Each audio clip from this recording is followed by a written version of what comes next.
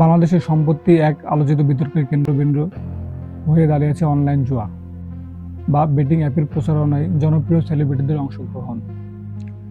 আর নুসরাত ফারিয়া থেকে শুরু করে সাকিব আল হাসান, অপু বিশ্বাস, মাহিয়া মাহি, শবনম বুবলী, দেশের প্রথম সারির এই তারকারা একের পর এক যুক্ত হয়ে যায় বিভিন্ন জুয়ার অ্যাপের প্রচারণায়। কেউ গানে, কেউ নাচে, কেউ বা ভিডিও বার্তায়, আবার কেউ বিজ্ঞাপন চিত্রে হাজির হয়ে উৎসাহ দিয়েছেন মানুষকে এসব অ্যাপে অংশ নিতে। এই অ্যাপগুলো বেশিরভাগ বিদেশি মালিকাধীন এবং বাংলাদেশের নিষিদ্ধ। সংবিধান 18 অনুচ্ছেদ এবং সাইবার নিরাপত্তা আইন অনুযায়ী এইসব অ্যাপ প্রচার করাও আইনত অপরাধ। তবে এখানেই প্রশ্ন, জনপ্রিয়তা কি শুধু বিনোদনের জন্য, নাকি এর সঙ্গে আছে সামাজিক দায়িত্বও? যেখানে দেশের তরুণ সমাজের একটি বড় অংশ এসব তারকাকে আইকন হিসেবে দেখে, সেখানে তাদেরকে এই ধরনের প্রচার নৈতিকতাভাবে কতটা গ্রহণযোগ্য বাংলাদেশের সাধারণ মানুষের কাছে? জান্নাতুল পিয়াও আলোচনায় আসেন একটি বেটিং অ্যাপের ইভেন্ট উপস্থাপনার মাধ্যমে। যদিও তিনি পরবর্তীতে দাবি করেন তিনি এর শুভেচ্ছাদূত নন। এই ঘটনাগুলো আমাদের একটি বড় প্রশ্নের মুখোমুখি করে।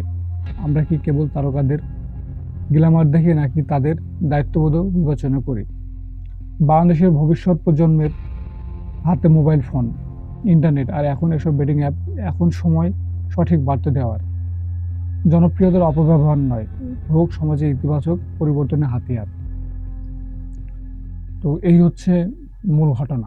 আমি একটা কথা বলতে চাই, আমার কোনো তারকা খোঁজার সময় নেই। আমি যেমন বাংলাদেশের একজন সাধারণ জনগণ, বাংলাদেশের একটা আইন আছে।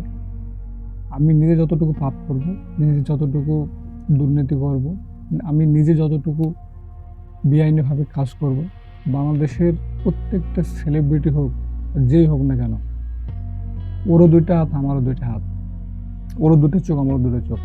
আমি সাধারণ মানুষ, আমি একটা শাস্তি,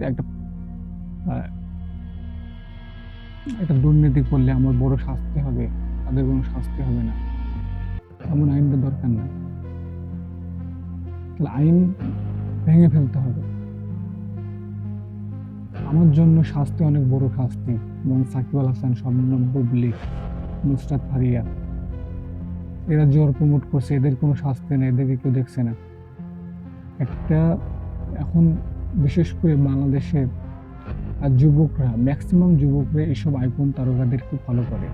তো তারা যখন এই একটা জোর প্রমোট করবে, আমি, আপনি, আপনার ছেলে মেয়ে, আমরা তো তাদেরকে দেখেই শিখবো। এই একটা সেলিব্রিটি তারকা মানুষ, সে যখন এই প্রমোটটা করছে, তাহলে অবশ্যই এই জিনিসটা ভালো হবে। আমার কথা ভাই, আমার কোনো তারকা খোঁজার সময় নেই।